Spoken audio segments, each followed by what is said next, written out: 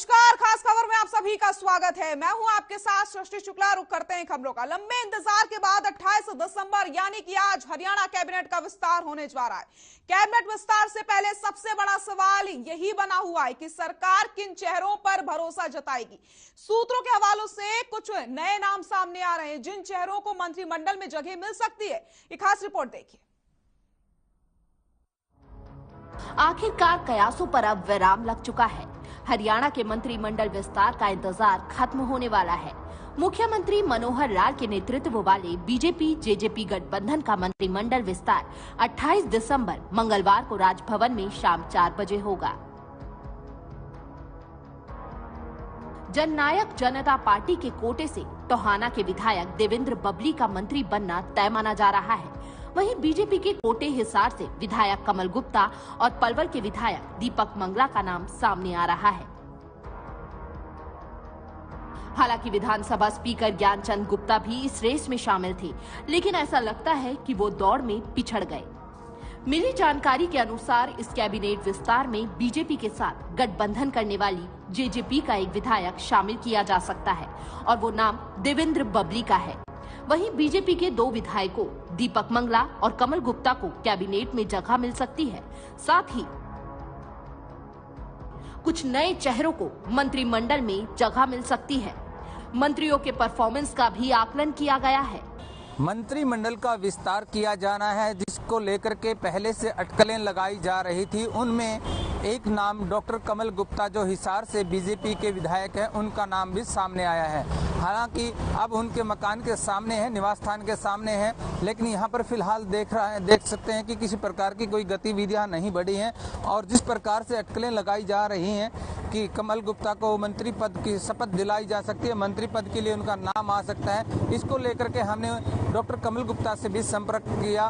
उनका कहना है कि इस विषय पर वो पहले कुछ नहीं कह सकते क्योंकि खबरें आती रहती हैं, जाती रहती हैं। हालांकि अभी मंत्रिमंडल के विस्तार के लिए कयास लगाए जा रहे हैं कि हिसार से विधायक डॉक्टर कमल गुप्ता का नाम मंत्रिमंडल के विस्तार में आ सकता है। फिलहाल देखने वाली बात यह है कि कल जब मंत्रिमंडल का विस्तार होगा और उसमें डॉक्टर कमल गुप्ता का नाम आएगा तो ये कहा जा सकता है कि जो कयास लगाए जा रहे थे वो सही थे।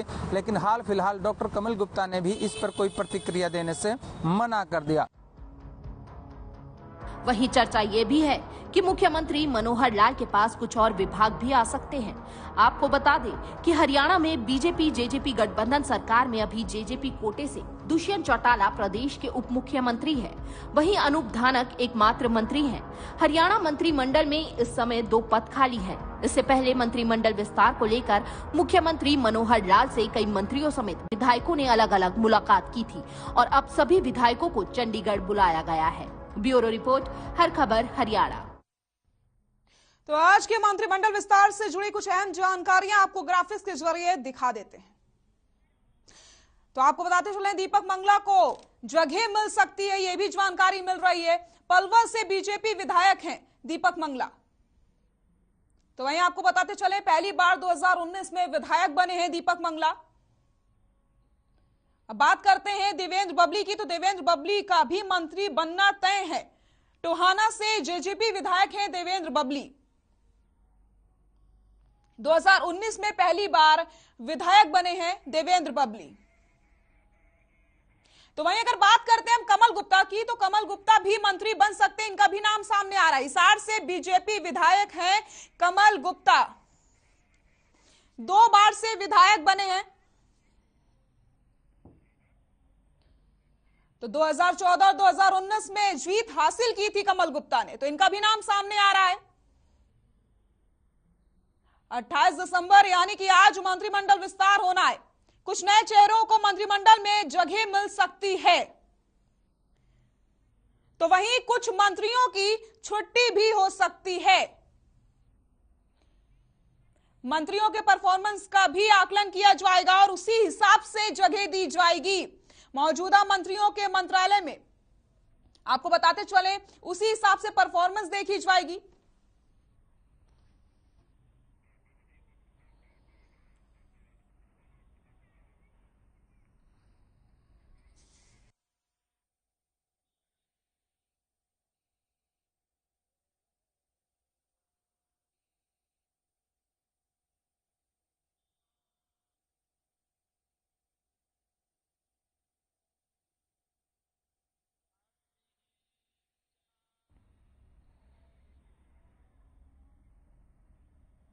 खास खबर में बात करते हैं अगली बड़ी खबर की। देश में तेजी से पैर पसार रहा है ओमिक्रॉन। ओमिक्रॉन के मरीजों की जो संख्या है वो 576 के पार पहुंच चुकी है।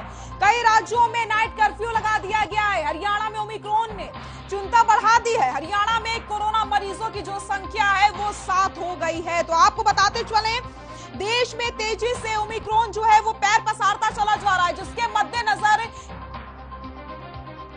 कई राज्यों में नाइट कर्फ्यू भी लगा दिया गया है ताकि किसी भी प्रकार से ओमिक्रॉन के जो आंकड़े बढ़ रहे हैं, जो मरीज बढ़ रहे हैं, उन्हें रोका जा सके। क्योंकि एक तरफ ओमिक्रॉन का खतरा, दूसरी तरफ कोरोना का खतरा लोगों को सता रहा है और चिंता ओमिक्रॉन ने बढ़ा दी है, क्योंकि अब लगातार जो मामले हैं वो सामने आते चले जा रहे हैं। प्रशासन भी लगातार सभी से अपील कर रहा है कि अगर आप भीड़ भाड़ वाले इलाके में जाते हैं तो मास्क का इस्तेमाल जरूर करें, कोरोना गाइडलाइंस का पालन जरूर करें, क्योंकि बिना गाइडलाइंस के पालन करने से आप तभी कोरोना से बच सकते हैं, ओमिक्रॉन से बच सकते हैं, जब आप गाइडलाइंस का पालन करेंगे। मास्क का इस्तेमाल जरूर करें, सैनिटाइजर का इस्तेमाल करें और जितना कम हो सके भीड़ भाड़ वाले इलाके में जाने से बचें। बाजारों में अगर आप जा रहे हैं तो मास्क का इस्तेमाल जरूर करें, सोशल डिस्टेंसिंग का भी पालन करें, क्योंकि लगातार आपको बताते चलें देश में तेजी से ओमिक्रॉन पैर पसारता चला जा रहा है। चिंता बढ़ा दी है ओमिक्रॉन ने।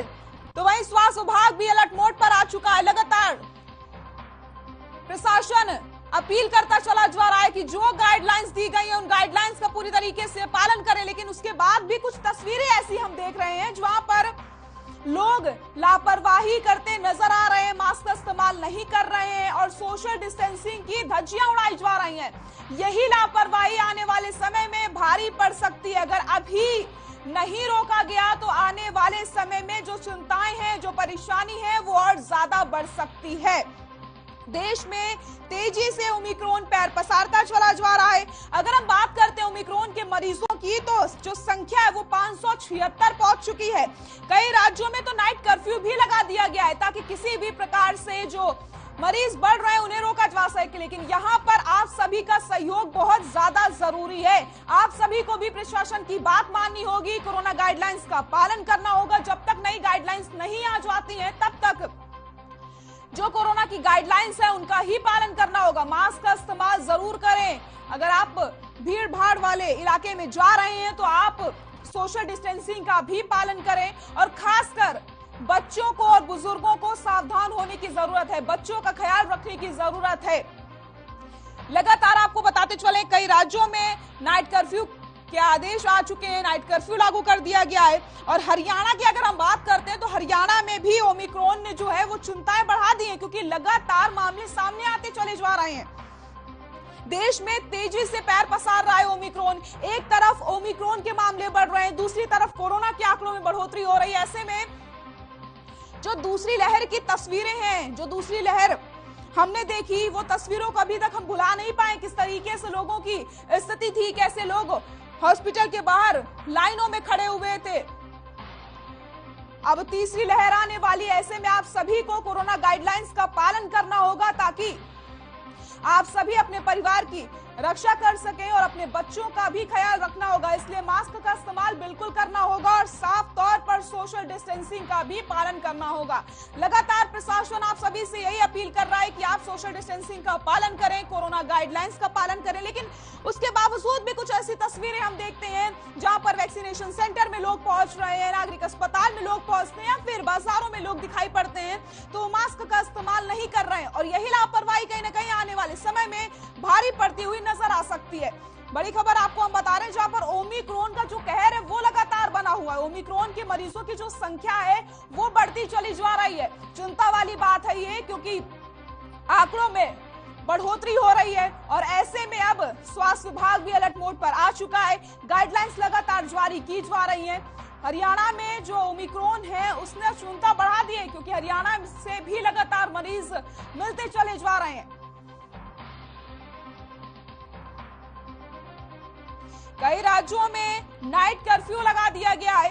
तो वहीं आपको बताते चले देश में ओमिक्रॉन का जो कहर है वो लगातार देखने को मिल रहा है। ऐसे में प्रशासन आप सभी से अपील कर रहा है कि आप मास्क का इस्तेमाल जरूर करें, सोशल डिस्टेंसिंग का पालन करें और अगर आप भीड़ भाड़ वाले इलाके में जा रहे हैं तो अपना ख्याल रखें और सोशल डिस्टेंसिंग का पालन करें।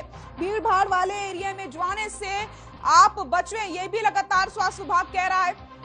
तो प्रशासन आप सभी से यही अपील कर रहा है कि आप अपना ख्याल रखें, क्योंकि गाइडलाइंस का पालन करने से ही आप ओमिक्रॉन को और कोरोना को मात दे सकते हैं। इसलिए मास्क का इस्तेमाल बहुत जरूरी है।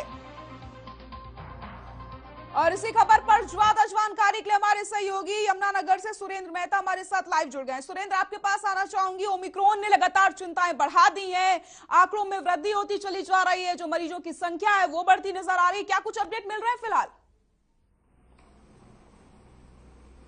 बिल्कुल, लापरवाही की बात जो करें, यहां भी लापरवाही वाली बातें सामने आ रही हैं, क्योंकि काफी ज्यादा रश कई इलाकों में नजर आ रहा है। सार्वजनिक स्थलों पर काफी भीड़ नजर आ रही है और लोग जो है मान नहीं रहे, मास्क का इस्तेमाल नहीं कर रहे, सोशल डिस्टेंस का पालन नहीं कर रहे और इसी के चलते मामलों में वृद्धि होना लाजमी है। और कोरोना की बात करें तो कोरोना के काफी मामले आ चुके हैं और अब ओमिक्रॉन ने भी दस्तक दे दी है। यमुनानगर में जो 3 मामले आए हैं उसको लेके स्वास्थ्य विभाग के हाथ पांव फूले हुए हैं। अभी बात करें व्यवस्था की तो व्यवस्था 25 बेड की कर दी गई है ईएसआई अस्पताल में, लेकिन ये सारा कुछ काफी नहीं है। लोगों को भी जागरूक होना पड़ेगा, लोगों को भी अपने जो नियम है कोरोना के उसका पालन करना पड़ेगा। वहीं लापरवाही जो है वो भारी पड़ सकती है और भारी पड़ने भी लगी है। जी बिल्कुल सुरेंद्र, बिल्कुल सही कहा आपने। कई तस्वीरें हम ऐसी देख रहे हैं। अगर हम बात करते हैं वैक्सीनेशन सेंटर की, तो वैक्सीनेशन सेंटर में लोग वैक्सीन लगवाने जा रहे हैं, उसके बावजूद भी मास्क का इस्तेमाल नहीं किया जा रहा है। बाजारों की आप बात करें तो बाजारों में सोशल डिस्टेंसिंग नजर नहीं आ रही है। कहीं ना कहीं अब प्रशासन को सख्ती से निपटना होगा, क्योंकि लोग नहीं मान रहे हैं और कहीं ना कहीं लोगों को भी अब सामने आना पड़ेगा और प्रशासन लगातार उनसे अपील कर रहा है। ये लापरवाही भारी पड़ सकती है सुरेंद्र आने वाले समय में। बिल्कुल बिल्कुल बिल्कुल, मैंने जो दौरा किया यमुनानगर के अलग अलग इलाकों का, अगर बस स्टैंड की बात करें, सब्जी मंडी की बात करें, अनाज मंडी की बात करें, लगभग सभी जगह इसी तरह की स्थितियां देखने को मिली है। भारी रश नजर आया और कहीं कोई मास्क का इस्तेमाल करता नहीं दिखा। अगर बात करें अधिकारियों की या कर्मचारियों की जो जिनकी ड्यूटी है इसमें लगाई गई है अलग अलग इलाकों में सार्वजनिक स्थलों पर, हालांकि पहली तारीख से ये अनाउंसमेंट की गई है कि कोई भी सार्वजनिक स्थलों पर आएगा वैक्सीनेशन होगी तो आने दिया जाएगा। ये चीजें अभी से लागू कर दी जानी चाहिए, क्योंकि समय जैसे जैसे बढ़ रहा है वैसे वैसे मामले भी बढ़ रहे हैं। जी बिल्कुल सुरेंद्र, अब आपने वैक्सीनेशन की बात करी तो अगर हम यमुनानगर की बात करते हैं तो यमुनानगर में क्या कुछ स्थिति है? और अभी कुछ दिन पहले हमने ऐसी खबर सुनी थी कि लोगों को वैक्सीनेशन नहीं हुआ है, लेकिन उसके बाद भी उनको सर्टिफिकेट दे दिए गए। क्या यमुनानगर से भी कोई ऐसा मामला सामने आ रहा है?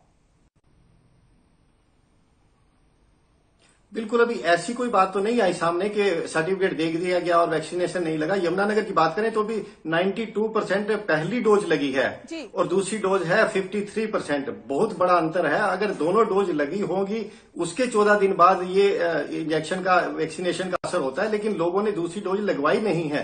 सबसे बड़ी प्रॉब्लम यही आ रही है, सबसे बड़ी दिक्कत यही है स्वास्थ्य अधिकारियों को कि दोनों डोज लगानी चाहिए और दोनों डोज के लिए बार बार अपील कर रहे हैं। अलग अलग जो सामाजिक संस्थाएं हैं उनके माध्यम से अपील की जा रही है, लेकिन लोग नहीं मान रहे, लोग वैक्सीनेशन के लिए आगे नहीं आ रहे, जिसकी वजह से खतरा और ज्यादा बढ़ने लगा है। जी सुरेंद्र, वैक्सीनेशन की अगर बात की जाए तो वैक्सीनेशन को लेकर के लगातार समीक्षा बैठक की जा रही है और ये भी आदेश जारी कर दिया गया कि 1 तारीख से एंट्री बैन कर दी जाएगी जिनको वैक्सीनेशन नहीं हुआ है जिनका। तो अगर वैक्सीनेशन की बात की जाए तो अब लगातार लोग पहुंच रहे हैं वैक्सीनेशन करवाने के लिए। वैक्सीनेशन सेंटर में जहां पर लोग 50 लोग पहुंचते थे, अब दिन में 400 से 500 लोग पहुंच रहे हैं। तो किस तरीके से स्थिति से निपटा जा रहा है, कैसे लोगों का वैक्सीन किया जा रहा है? बिल्कुल, अभी की बात करें, जो पिछले 1 सप्ताह की बात करें तो उसमें काफी तेजी आई है। अभी 7 से 8 हजार की संख्या हो चुकी है। पहले जहां 500-700-800 लोग आ रहे थे, लेकिन अभी भी अंतर बहुत ज्यादा है दूसरी डोज में। अगर दूसरी डोज नहीं लगवाई जाती तो पहली डोज का भी बहुत ज्यादा फायदा नहीं मिलने वाला है। स्वास्थ्य अधिकारी लगातार लोगों को समझाने की कोशिश कर रहे हैं। अलग अलग इलाकों में वैन भेजी गई है, लोगों के घरों में जाकर सर्वे किया जा रहा है। जिन्होंने नहीं लगवाई उनके घर में भी जाकर वैक्सीनेशन किया जा रहा है, लेकिन अभी भी काफी बड़ी तादाद है जिनको सेकंड डोज नहीं लगा।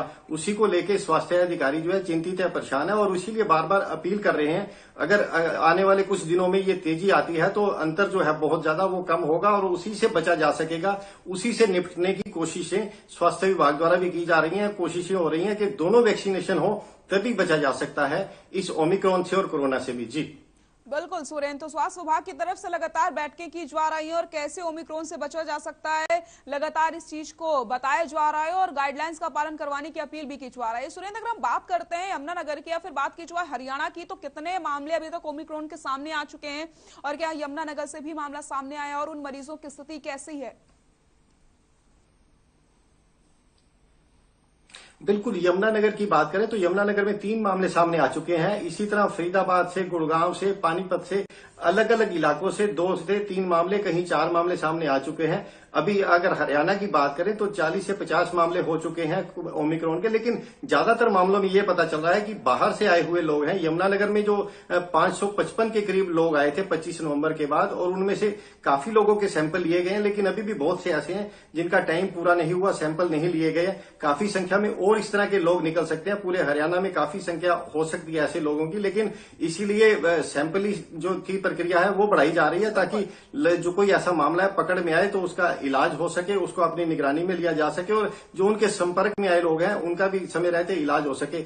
यमुनानगर में जो 3 लोग आए हैं उनके संपर्क में लगभग 20 लोग आए थे और उन सभी के अब सैंपल लिए गए हैं, उनकी भी जांच जारी है, उनको भी निगरानी में रखा गया है। जी सुरेंद्र, अगर हम बात करते हैं जैसे कि आपने बताया है कि जो लोग बाहर से आए उन्हीं में ओमिक्रॉन के लक्षण देखने को मिल रहे हैं, तो जो लोग बाहर से वापस लौट रहे हैं कैसे निगरानी रखी जा रही है कि कौन बाहर से आया है और कौन कौन उनके संपर्क में आया है, कैसे उनके सैंपल्स लिए जा रहे हैं?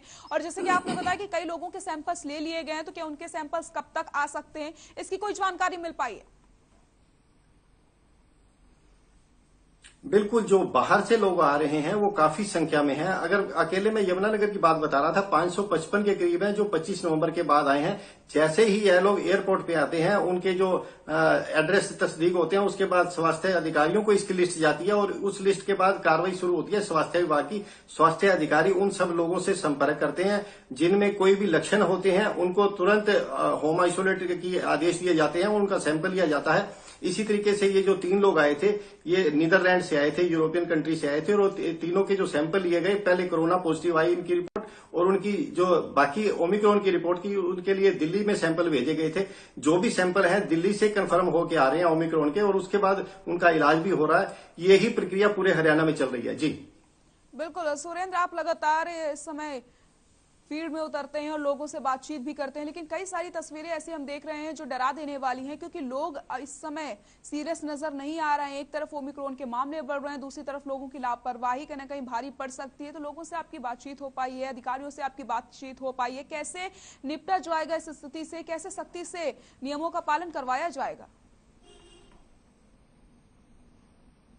बिल्कुल, अभी जो हिदायतें जारी हुई हैं, जो नियम जारी हुए हैं, उसके हिसाब से सार्वजनिक स्थलों पर 1 जनवरी के बाद से उन्हीं लोगों को परमिशन दी जाएगी आने की जिन्होंने दोनों इंजेक्शन लगवा रखे हैं। बाकी लोगों के खिलाफ कार्रवाई भी की जाएगी। अगर प्रशासन की बात करें तो प्रशासन ने अलग अलग इलाकों में ड्यूटियां लगा दी हैं। जहां ज्यादा रश होता है, जहां ज्यादा भीड़ होती है, वहां ऐसे लोगों को अचानक चेक किया जाएगा। अगर दोनों के पास वैक्सीनेशन का कोई सर्टिफिकेट या कोई सबूत मौजूद नहीं है तो उनके खिलाफ कार्रवाई की जाएगी और उनको तुरंत वहां से वापस भेजा जाएगा। सख्ती करनी पड़ेगी तभी बात बनेगी, अदरवाइज ये जो लापरवाही है भारी पड़ सकती है। प्रशासन भी इसी बात को लेकर चिंतित है, इसी को लेकर तैयारियां की जा रही हैं। जी बिल्कुल सुरेंद्र, हम लगातार आपसे अपडेट लेते रहेंगे। फिलहाल बहुत बहुत शुक्रिया आपका तमाम जानकारी के लिए। तो हम बात कर रहे थे ओमिक्रॉन की। लगातार ओमिक्रॉन के मामले बढ़ते चले जा रहे हैं। यमुनानगर से 3 मरीजों में पुष्टि हुई है ओमिक्रॉन की। तो लगातार आपको बताते चले, एक तरफ कोरोना के आंकड़ों में बढ़ोतरी हो रही, दूसरी तरफ ओमिक्रॉन के मामले बढ़ते चले जा रहे हैं। ऐसे में प्रशासन आप सभी से यही अपील कर रहा है, स्वास्थ्य विभाग आपसे यही अपील कर रहा है